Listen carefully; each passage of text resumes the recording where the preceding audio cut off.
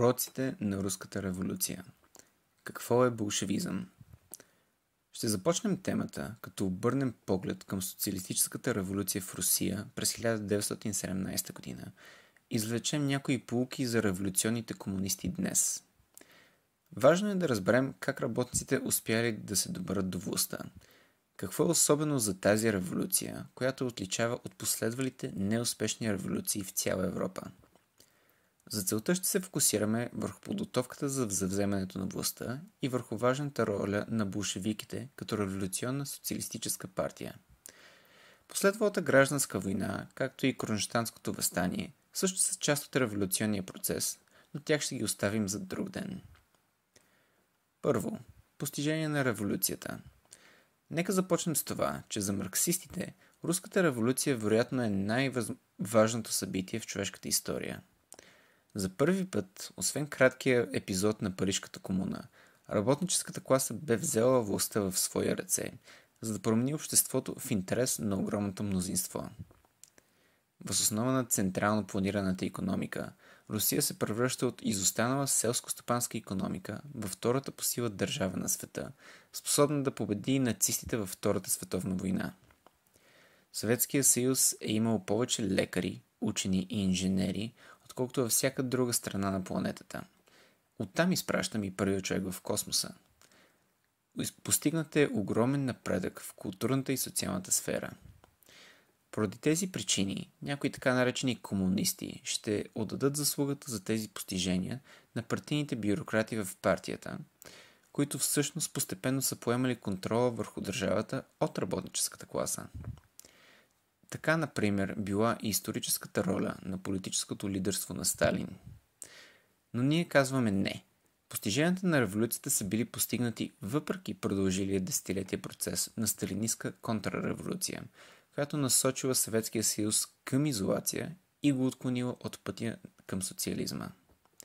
Ама какво е сталинизъм? И това е друга тема за друг път. И така, в нашия календар бе 7 ноември, а в бившия руски бил 25 октомври, когато руските работници завзели властта. Изучаването на това веднага е станало от спешна значимост за социалистите с цел да се разпространи революцията и да се постигнат подобни победи на други места в света. В книгата "Уроците на октомври" Троцки предлага убедителен анализ на основните въпроси там, а Троцки пише за това в началото на борбата между лидерите на болшевишката партия след смъртта на Ленин през април 1924 година. Имало борба за какъв ще бъде характера на ръководството на Съветския съюз през следващите години. Резултатът от нея бил триумфът на Сталин, изключването на Троцки от болшевишката партия и Съветския съюз, а по-късно и убийството му от сталинистски агент. Така че в този момент Троцки се бори с основните съюзници на Сталин – болшевишките лидери Зиновиев и Каменев. Зиновиев е председател на Комунистическия интернационал, който болшевиките създават след революцията. Така че в целия текст има полемики за това, което се случва в Германия. В периода от 1918 година до 1923 година в Германия протича драматичен революционен процес. Свалянето на германския кайзер през 1918 година, подобно на свалянето на руския цар през февруари 1917. Появява се масова комунистическа партия, но също се случват и решаващи събития, в които комунистическата партия е подложена на изпитание, но се проваля. През март 1921 година е направен опит за въстание от ултралевицата, който е катастрофално неуспешен. През есента на 1923 Троцки пише, че Комунистическата партия е пропуснала възможността за германски октомври, за победа на работническата революция в Германия. И така Троцки пише това, отчасти за да обобщи октомврийската революция и отчасти за да удари Зиновиев, където е уязвим, тъй като той е замесен в тези катастрофи. Тези две революции, едната успешна, другата неуспешна, имат преплетени съдби.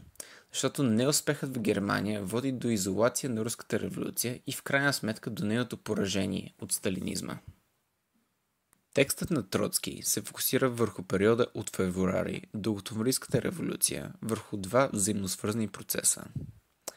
Първият е този на съжителство на два центъра на политическа власт. От една страна има временното правителство, съставено след падането на царя, което е коалиция от буржуазните либерални и консервативни партии на бившия режим, заедно с левоцентристските партии, т.е. социалистите, революционери и меншевиките. Ясно е, че това е било буржуазно правителство, което няма да свали капитализма. От друга страна има втория център на властта, които били съветите, работниците и войниците, възникнали по време на революцията. Но съветите били под реформаторско ръководство. Те подкрепили даването на мандат на временното правителство. Вторият важен процес е бил борбата между левите партии, меншевиките, социалистите, революционери и болшевиките за влияние над масите и съветите. По принцип това, което се е случило, е, че след като болшевиките спечели мнозинство в съветите, те премахнали подкрепата за временното правителство и ситуацията на двойна власт била разрешена от съветите, които взели властта след това. Но това не е било неизбежно.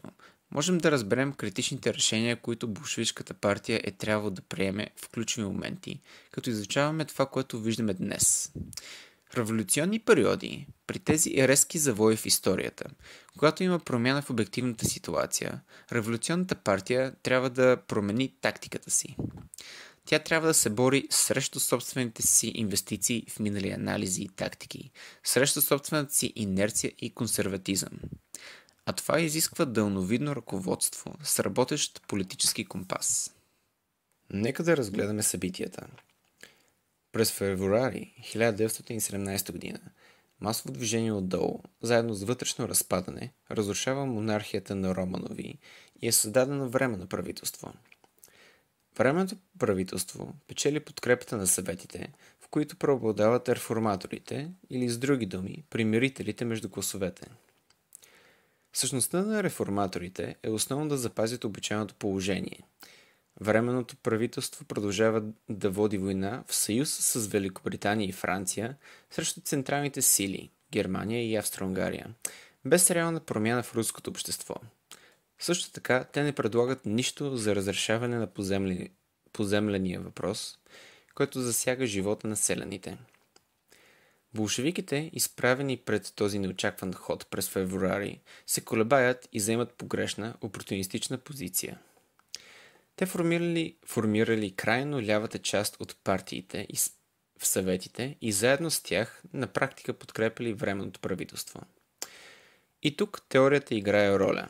Тяхната позиция идва от приемането на теорията на етапите, т.е. идеята, че свалянето на царя ще бъде процес на буржуазно-демократична революция, водеща до конституционна република и укрепването на капитализма в Русия, и само след като това приключи, ще бъде възможна социалистическата революция. Логиката е била следната. Не се противете на временното правителство, защото то ще изпълни задачата на буржуазната революция с натиск от страна на левицата. Това не се е случило. Временното правителство игнорира поземления въпрос и продължава войната. През април 1917 година Ленин се прибира от Швейцария и обръща болшевишката партия с главата надолу, казвайки, че е погрешно да се подкрепя временното правителство. Той казал, че нашата ориентация трябвало да бъде срещу него и целта ни трябва да бъде да го свалим. Трябва да призовем цялата власт към съветите, заедно с искания за мир, земя и хляб. От това искане всички са били шокирани и изглеждало, че той взима ултралява или дори анархистка позиция. Те казвали, че най-накрая тронът на анархиста Бакунин, който през последните 50 години е бил празен, е запълнен. Така че това е било един дълбок тактически завой, който наистина е пример за това, което можем да смятаме за съществено за болшевизма и за успеха на революцията. Ама откъде дойде тази идея?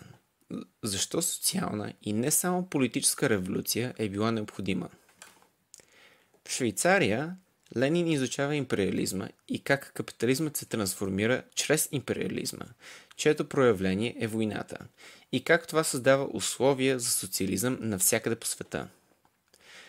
Това изследване го кара да изостави теорията за етапите. Той полемизира срещу старите болшевики, като казва, че начинът, по който се е развил обществото, е направил теорията за етапите устаряла. Трябва да се отхвърли и да се приеме към новата програма, която да отговаря на днешните условия. Така че Ленин виждал Русия през призмата на глобалния капитализъм и световната революция и в партията е имало доста голяма съпротива срещу това. Има голяма разлика между политика и заключения, породени от тясната национална перспектива или глобалната перспектива. Защото само на международен и глобален мащаб може да говорим за възможността за истински социализъм или комунизъм, основан на работническа власт и работническа демокрация. И така Ленин казал: не трябва да агитираме за свалянето на временното правителство. Ние сме малцинство. Така че първо трябва да работим за спечелването на мнозинството, като търпеливо обясняваме. И така те агитирали, за което условията били озрели, при положение, че временното правителство продължавало изтощителна и скъпа война, а реформаторите се съгласявали с него, като заемали дефанзивна позиция. Затова Ленин казал: трябва да агитираме срещу правителството, което продължава войната, и да се стремим да спечелим работническата класа чрез идеята, че тя трябва да вземе властта чрез съветите, като средство за прекратяване на войната. Дните на юли. Както отбелязва Троцки, масовото съзнание се развива неравномерно. Някои части напредват пред мнозинството, и това било вярно в Петроград, където имало високо организирани металурзи, водещи десетилетия борба, както и голям брой войници, радикализирани от войната. И цялото това нещо, докато временното правителство все още продължава войната. През юни 1917 година радикализацията в Петроград кара местните ръководства на съветите да започнат да агитират за въстание.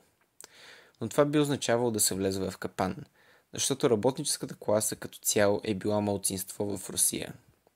Селените и войниците са били мнозинство, а в този момент масите все още не са убедени за идеята за сваляне на временното правителство. Така че организирането на въстание би могло да се окаже като това в Германия през март 1921 година, където Комунистическата партия провежда безумно въстание и почти се самоунищожава. През юли болшевиките избягват да бъдат напълно унищожени, за щастие. Но междувременно има много репресии. В този момент започва оскверняването на Ленин като германски агент и той е принуден да се укрие. Болшевишките лидери са арестувани и нещата изглеждат зле. В същото време ядрото на репресивния апарат на държавата, а именно армията, става все по-уверено и по-смело. През август 1917 година военният генерал Корнилов решава: нямаме нужда от всичкото това конституционно левичарство, нито от ръководителя на правителството Керенски, който е свързан с социализма. Той казва: нека се отървем от това и да въведем ред, и прави контрреволюционен настъпателен удар към столицата в опит за десен преврат. Това дало възможност на болшевиките да достигнат до части от работническата класа, от които са били изолирани, използвайки метода на единния фронт. Те се обединяват с Керенски, ръководителя на временното правителство и реформаторите в него, за да победят Корнилов отляво. Те обаче не правят това чрез методите на Керенски и реформаторите, чрез конституционни методи, а по-скоро чрез преки действия и методи на класова борба, с стачки, бунтовници, разкъсване на железопътни линии, агитация в армията. И така, чрез този единен фронт, Корнилов е победен, а болшевиките са в състояние да достигнат все по-дълбоко до работническата класа и масите. Именно в тези условия болшевиките започват да се разполагат там, където могат да настояват работниците да завземат властта. През есента на 1917 година Ленин твърди, че тогава съществували условия за взимане на властта, тъй като имали подкрепата на мнозинството от работническата класа, печелили мнозинства в съветите, както и получавали по-голяма подкрепа в армията, която бе съставена предимно от селяни. Селените, дори да не ги харесвали, ги предпочитали и пред другите партии, защото те били единствените, които казвали «вземете земята». Социалистите революционери, партията на дребния производител, не отговаряли на това. Затова Ленин приел позиция, която казвала на селените: вземете земята, разделете я помежду си и разбийте социалната основа на феодализма. Но признайте, че за да направите това, ви е необходима съветска власт в градовете. Ние сме ви необходими. Ленин също така настоявал, че времето е от съществено значение. Германия настъпва от запад. Икономиката се разпада, има безработица и глад и ако не действаме бързо, ситуацията ще се срине и контрреволюцията ще спечели. Той водил безмилостна кампания за завземането на властта срещу съпротивата на дясното крило на болшевиките. Каменев и Зиновиев, например, публикуват статия срещу завземането на властта, която Троцки разбива. Болшевиките и техните съюзници, левите социалисти-революционери, получават мнозинство в Конгреса на съветите в края на октомври 1917 година, така че се стига до консенсус, че трябва да има правителство, основано на съветите. Но на какво основание? Зиновиев и Каменев искат широка коалиция, да я съставляват всички леви партии. Това е коалиция, включваща партии, които се противопоставят на земеделската реформа и които подкрепят продължаването на войната. Но да се съгласят с това би означавало да подпишат самоубийствен договор. Затова Ленин, с все по-голяма подкрепа на Троцки, който бил ръководител на Петроградския съвет и ръководител на Военно-революционния комитет, твърди, че се нуждаем от тясна коалиция само с левите социалисти и революционери, които са против войната и за вземане на земята. Троцки говори много за свързването на въстанието с Конгреса на съвета и за получаването на мнозинство първо там. Той се обявява за това дори срещу Ленин, чийто инстинкт в един момент е, че самата болшевишка партия трябва да завземе властта. Ето, че според нас Ленин е грешал, а Троцки всъщност е бил прав. Защото Троцки твърди, че е от съществено значение да се докаже легитимността на революцията чрез подкрепата й от страна на съветите. Формулата била следната. Те трябвало да свалят Каренски, за да защитат съветите от временното правителство и неговите десни съюзници в армията, и точно това се случило. Заключение. Какви са резултатите от целият този опит? Първо е взаимодействието между комунистическата партия, която трябвало да служи като ръководство на движението, и класата. Обикновено партията е по-напред от класата, но това не е непременно да е така. Видяхме, че през юли 1917 година по-борбената част от класата в Петроград изпреварва революционната партия. Може също така да се случи класата като цяло да изпревари партията. Ленин смятал, че през есента на 1917 година масите били готови за сваляне на правителството и за това болшевиките трябвало да се адаптират. Ситуацията и силите на борбата не се развиват праволинейно.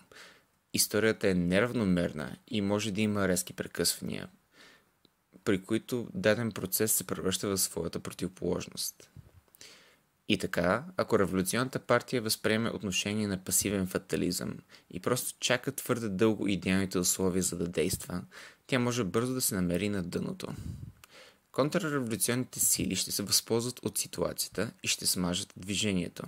Нещо подобно се е случило в Германия, а също така и в България през 1923 година. Второ, необходимото условие за съветска власт е да се спечели подкрепата на мнозинството, което между другото е причина от октомври да не е преврат, както твърдят някои анархисти. Ленин говори за необходимостта от търпеливо обяснение, а единният фронт бил инструмент за постигане на този вид масово влияние. Спечели на болшевиките репутация на лидери и позволи на болшевиките да израснат от малцинството, да бъдат в контакт с по-широките слоеве. Важно е също така да се каже, че понякога методът на единния фронт се превръща в религия и партиите го използват постоянно. Но единия фронт не означава подчинение на революционната партия на другите, с които работим. Революционната партия не е там, за да работи за партиите вдясно от нас. Тя трябва да се бори за собствената си политика и интересите на цялата класа. И именно този принцип укрепва класа. И накрая, виждаме необходимостта от политическо лидерство. Това е на партията и вътре в нея. Мисля, че това е изключително актуално днес, когато имаме криза на политическото лидерство вляво. И това е може би най-голямата пречка за работническата класа и за нова вълна на успешна социалистическа революция. Липсата на субективен фактор като болшевиките. Партията, която е необходима за успеха на Октомврийската революция и която е била там през целия революционен опит на руската работническа класа от преди началото на 20 век и която е била основана на идеите и методите на марксизма. През октомври видяхме как колкото по-голяма и по-влиятелна става партията, толкова повече разделения и управляващата класа се отразяват в нея и толкова повече тези разделения могат да я парализират. Точно това е моментът, в който революционната партия рискува да се превърне в косвен инструмент на други класове. Аргументите в партията отразяват натиска на външните класови сили, често въплътен в консерватизъм, привързаност към минали тактики, към минали анализи, които понякога, между другото, могат да имат добри причини. Традициите се развиват с добра причина. Те позволяват на партията да се укрепи и да има влияние, но те трябва да бъдат нарушени в някакъв момент, за да се развият интересите на революционната борба. Идеята е, че да се стигне до октомври 1917 година и до победа, е имало нужда от промяна, от преодоляване на консерватизма. А това означава, че политическото ръководство е било изключително важно. Ако прочетем историята на Руската революция, написана от Троцки, Ленин заема важно място, тъй като той предлага този компонент на лидерство. Въпреки това, Ленин не е бог. Не знае всичко и има моменти, в които Ленин греши. И все пак можем да видим, че Ленин е изиграл незаменима роля и че революцията не е само външна борба с реформаторите и режима. Революцията включва борба на партията с самата себе си, за да стане адекватна на задачите на историята, което